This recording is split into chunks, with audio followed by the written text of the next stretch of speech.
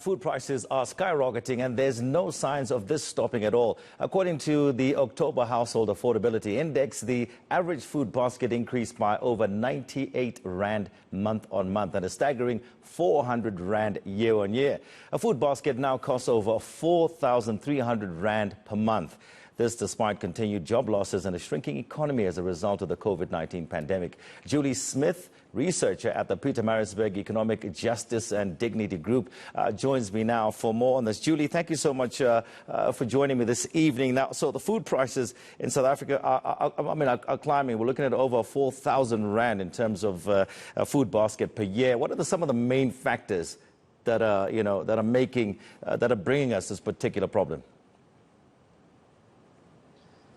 What we're seeing now is that the electricity hikes that took place in June and July are now running through the food value chains, and they now are on our supermarket shelves.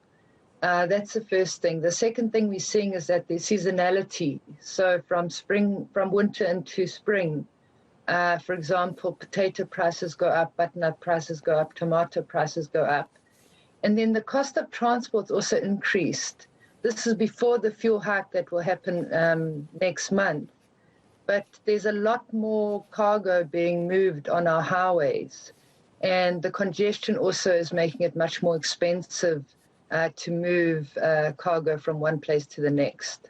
And I'm sure the violent riots we witnessed, and also we're talking about the cargo issue here, what we're seeing at the present moment with the issue with the truck drivers and the blockades and so forth, all of that, of course, will contribute to the food price hikes.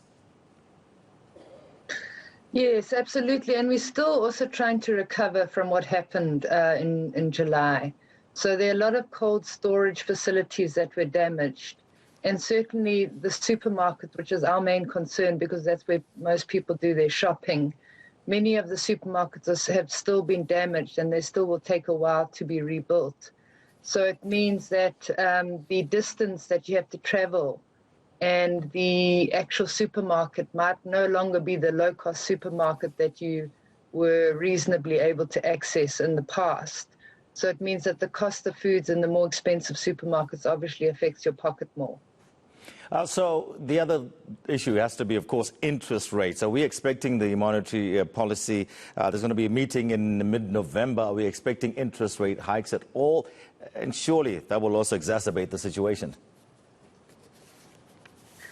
Well, not really for a low-income household. You know, a low-income household is not able, they're excluded basically from getting any loans from the banks. So they get their loans from a loan shark.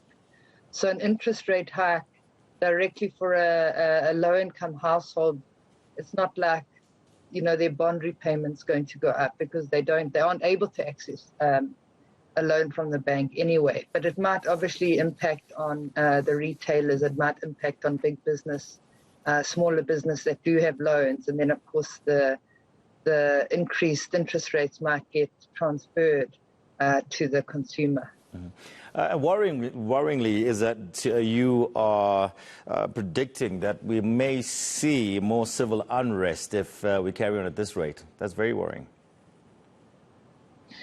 Yeah, so it's a number of factors. So basically the prediction is that food prices are going to continue to increase. And this is because the electricity blackouts, reductions, load shedding costs so much money in terms of alternatives. It spoils food.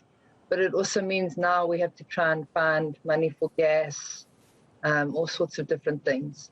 And so electricity is also a major input into our production. We're also going to see the fuel price increase in November. And of course, you increase fuel, you increase the cost of everything. Yeah. And then very importantly, the crude oil price is surging right now. It's now at $83 a barrel, and it's predicted to increase.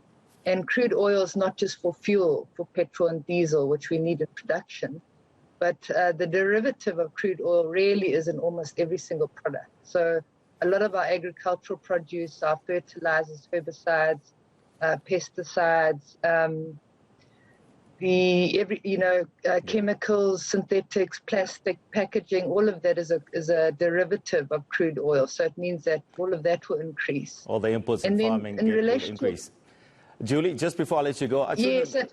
just want to ask you one quick question. I mean, what can government do to mitigate, some of this, and even I don't know whether private industry, we can even lump that along with private industry as well. We have to try and find some way to try and increase our wages, because in terms of affordability, we can't increase our income, and then of course we can't keep down the cost of our expenses. So something has to give somewhere, but we're going to have no sort of future if more than 60% of our population is unable to eat proper, nutritious food.